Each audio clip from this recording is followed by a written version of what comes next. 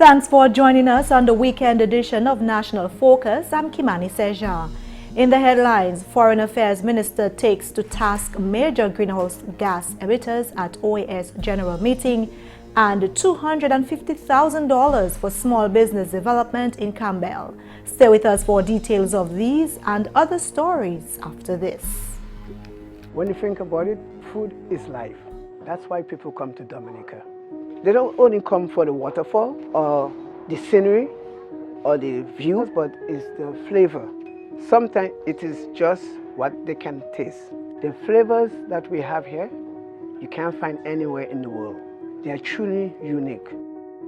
I've been in business 17 years, and I see so many guests come and go. My business is to put a smile on their face and something good in their belly. Everything we serve here is local. It comes from all over Dominica. So we get fresh lettuce, or vegetable, or fish from Saint-Sauveur, all our product from the farm. Sometimes go on the farm and have them pick. The uniqueness of the experience is in how authentic it is. I heard the taxi driver promoting my plantain chips.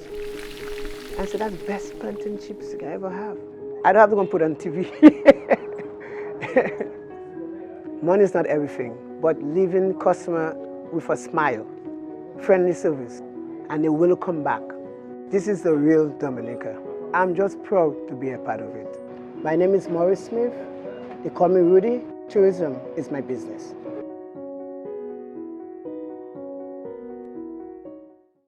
Thanks for staying with us. The Honorable Minister for Foreign Affairs, Senator Francine Barron, this week represented Dominica at the General Assembly of the Organization of American States held in Mexico.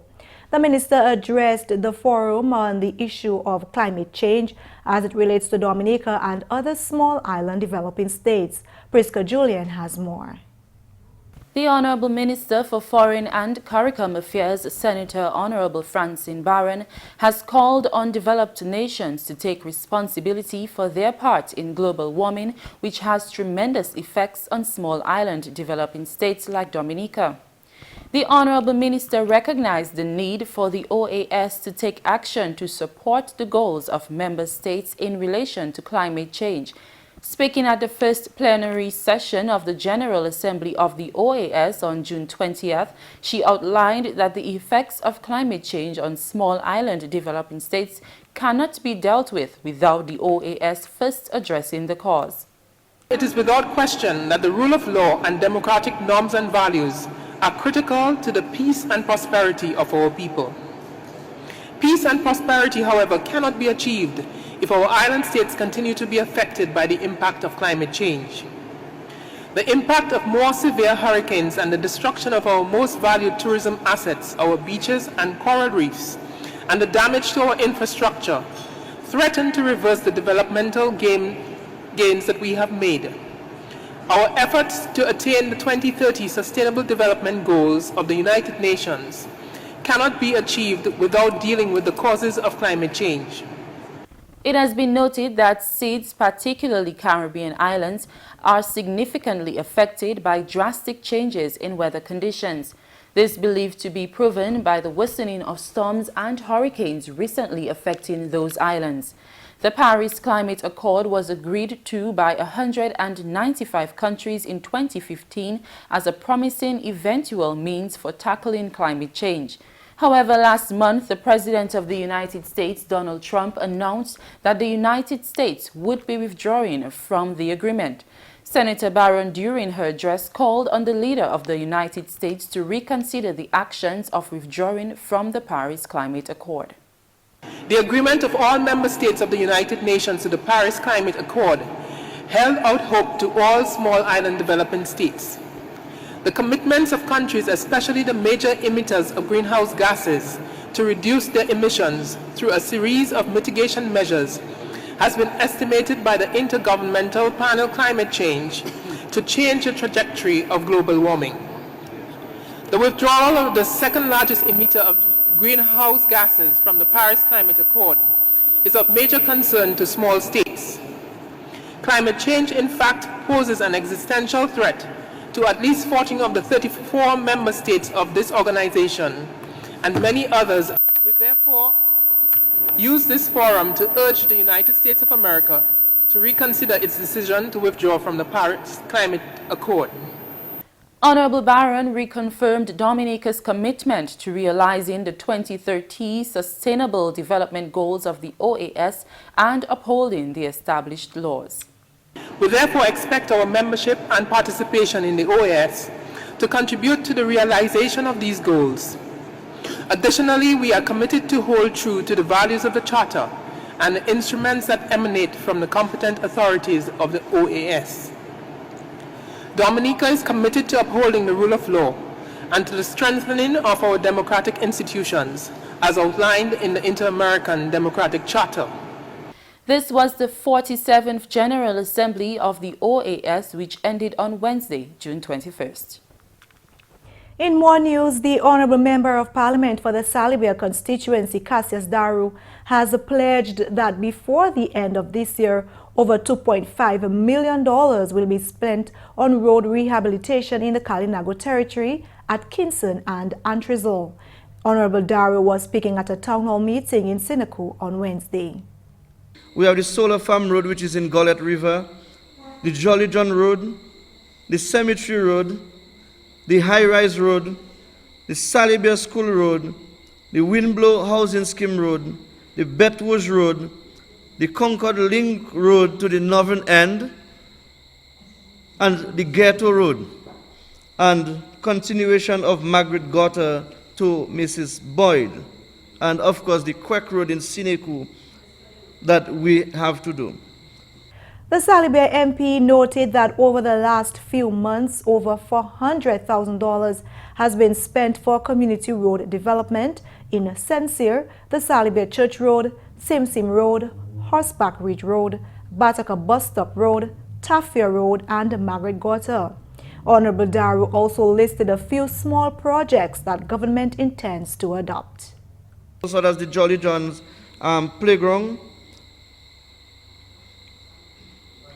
We have given $20,000 for washroom development, and in this financial year, I've decided to allocate $20,000 for the washroom development at Sutumas Park in Gullet River.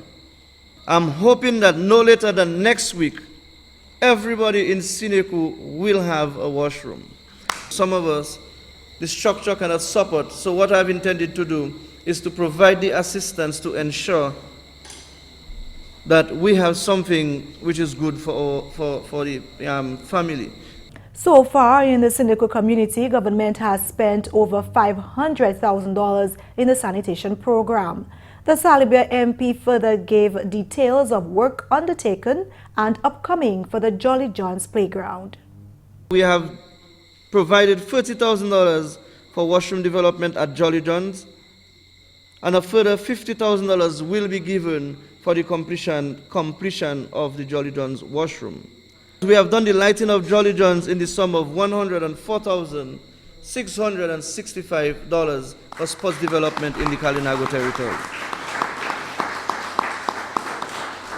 Even as of recently, the ministry has spent $5,000 for earth movements and upgrading of Jolly John's, and of course provide covering for the bowling strip in Jolly John's. He stated that as a result of all these projects over the past few months, a number of individuals had the opportunity to earn an income. In a rough calculation that I did, if we combine job creation in the roads and the washroom program, we have well employed over 215 individuals within the past 3 months. And I believe this is good for the Kalinago territory and at Kingston. Also this news time, 37 individuals from the Campbell area have received financing needed to improve their businesses and transform their lives as the government of Dominica, through the Ministry of Commerce, Enterprise and Small Business Development, continues to invest in the advancement of small business sector. On Thursday, the Honourable Member of Parliament for the Maho constituency, Rayburn Blackmore, presented a cheque of $250,000 to chairperson of the Campbell Desport Village Council, Kimani St. Promise me that the monies will be used for the intended purposes. Because if you fail to do so, you will be failing not only yourself, but you'll be failing your entire community and the country by extension. Never you forget that somebody has to pay for it. The country can only do well when its people and its communities are doing well. Nail technician Sabina Christmas Riley expressed her gratitude for the funds. In 2015, I was privileged to conduct an 8-week nail course with 10 young ladies from Campbell who learned how to do manicure, pedicure, acrylic application, and how to care for your hands and feet professionally. And I'm now able to go out into the field to work as capable nail technicians. On behalf of myself and others here present here today, I would like to thank Mr. Honorable Rayburn Blackmore and the government of Dominica for giving us, the residents of Campbell, the opportunity to operate small businesses. Another recipient of the Small Business Fund's Ostentious Maxime also gave his testimony. He echoed the admonishments of Honorable MP to his fellow recipients to be wise with the financial aid. I'm involved in farming, and I want to take this opportunity to thank whoever, maybe the council and Mr. Blackmore, for seeing the need of assisting us in whatever we are endeavoring to do. I'm happy to know that I am one of the recipients. And I want to sound an alarm to us, a village of Campbell. I want to join Mr. Blackmore in exhorting us that when you receive such a gift, do not allow it to just dwindle away from your hand. It quickly goes away if you play with it too much. You're watching National Focus. More when we return. I believe in the natural order of things. I believe in the harmony of things. You know, in everything we do, we have to keep it natural. I've been doing farming for now over a decade. My day is very hectic, but I make it light. You know, because I enjoy what I do. I enjoy producing the best quality goods and to make sure that the people that receive it, they receive the best that they can ever get. Right from the farm, everything that I grow, I process them back into the farm so that these same things that grow in the farm is what protects the farm. Tourism is my business. You know, it's not just dealing with the foreigners that come in, but it's preparing those things that when they come, they can feel and taste the difference in coming to this exotic island. And it starts with the farmer, because we provide the things that they eat, that they taste, that they drink.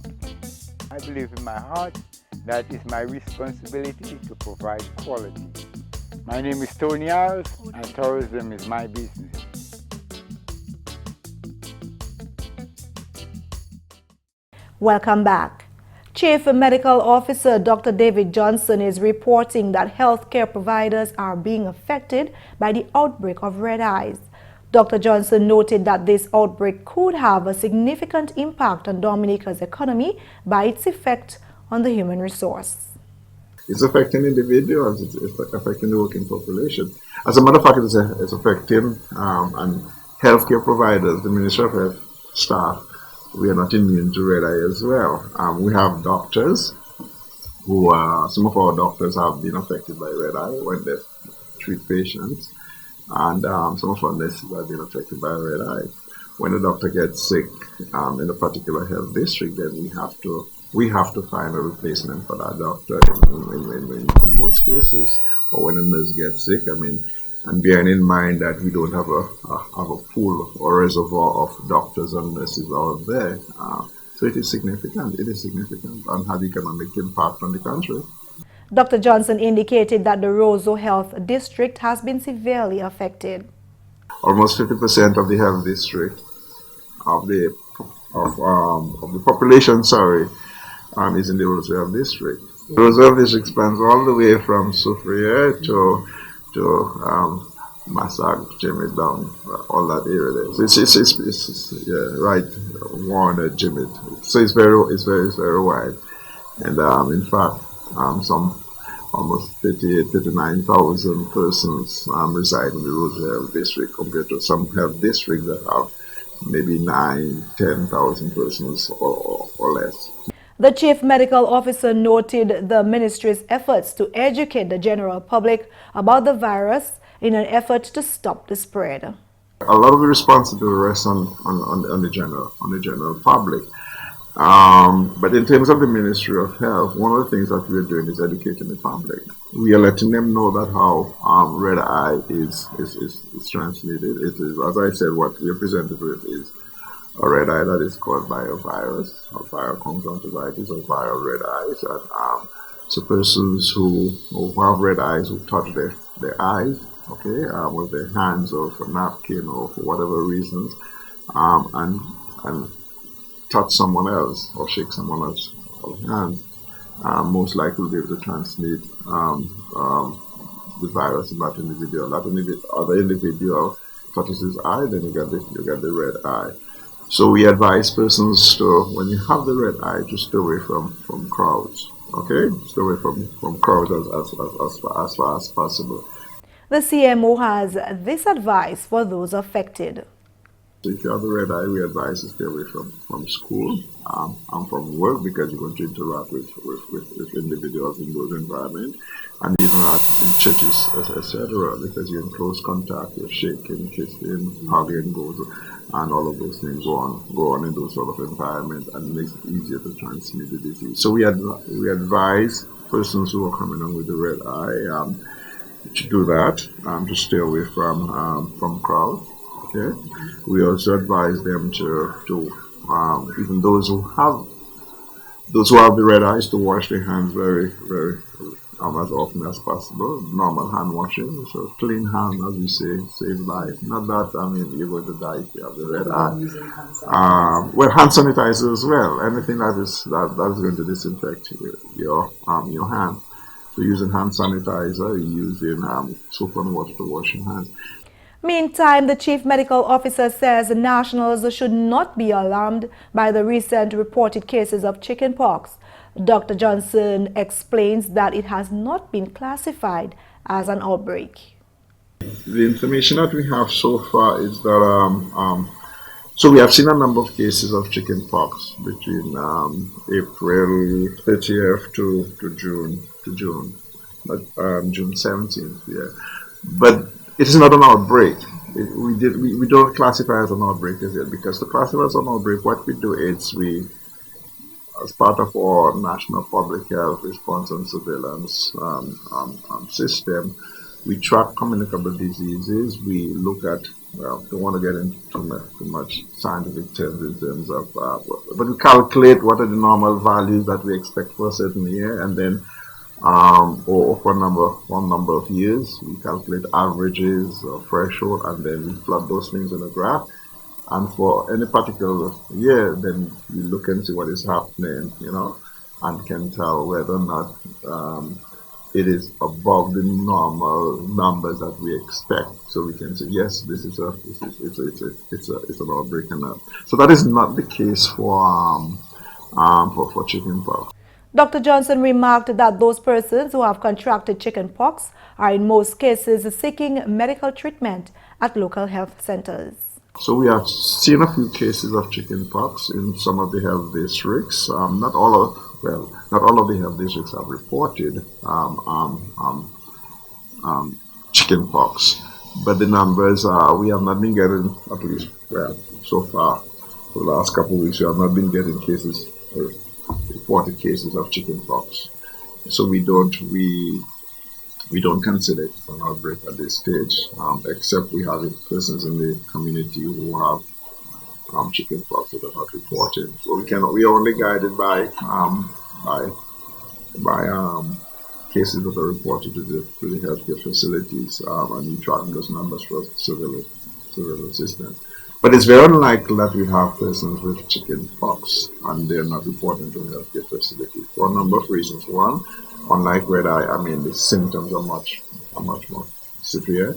Persons have a lot of itching and sort of irritation and something pain and that they get. They have to be scratching themselves, so they need some sort of medication to alleviate the symptoms that they have. So most likely persons with chicken pox. Welcome to this week's edition of Flashback. In the headlines this week, the Ministry of Agriculture collaborated with the United States Division of Agriculture to hold a seminar on the U.S. import regulation for fresh fruits and vegetables for agriculture stakeholders last Friday. In his welcome remarks, Director of Trade Mathan Walter stated that the U.S. supports Dominica's government's efforts to provide a higher standard of living for its citizens. Dominica and the U.S. continue to work together in many areas, including trade. Also this week, as part of government's continued efforts to eradicate substandard housing through the Housing Revolution program, contracts amounting near $700,000 have been signed for the beginning of construction of 13 homes in the Grand Bay constituency. 5 contractors were awarded the opportunity to build the homes for persons of the communities of Grand Bay and Tetmon who already owned land. The Caribbean Community CARICOM Secretariat continued its drive to establish an integrated CARICOM single market and economy CSME public procurement regime. On Tuesday, the Ministry of Finance, in collaboration with the CARICOM Secretariat, held a training workshop geared at delivering information to the public and private sector on the Functional Electronic Community Public Procurement Notice Board from a regional construct. 14 Dominican students are recipients of scholarships from the government of Cuba to pursue studies in medicine and engineering. A small ceremony to present the scholarships was held at the Cuban Embassy on Wednesday. Cuban Ambassador to Dominica, His Excellency Juan Carlos Rometa de la Rosa, is proud that his country has been able to assist Dominica and other countries in human resource development for several years. The Ministry of Health and Environment is confirming an outbreak of red eyes on the island. Red eye is an infection of the covering of the eye and eyelids. The infection is very contagious but can be effectively treated at home. Dominica's Chief Medical Officer, Dr. David Johnson, indicated that cases have been reported from all health districts. These were some of the headline stories making the news this week. For details of each of these stories and others, visit our website or Facebook page. Back to you, Kimani. And that's the news. Coming up next, your disaster preparedness tip of the day. Here are a few tips for inspecting and protecting your home from severe weather. Start at the top. Check for any loose shittings or loose nails on your roof. Make sure the gutters are tightly hinged and that they drain freely. Check the storm drains for any clogging. Work your way down. Check all windows and doors to ensure there are no loose pins or hinges. It is highly recommended that you install approved hurricane shutters over windows and doors to protect your home against strong winds.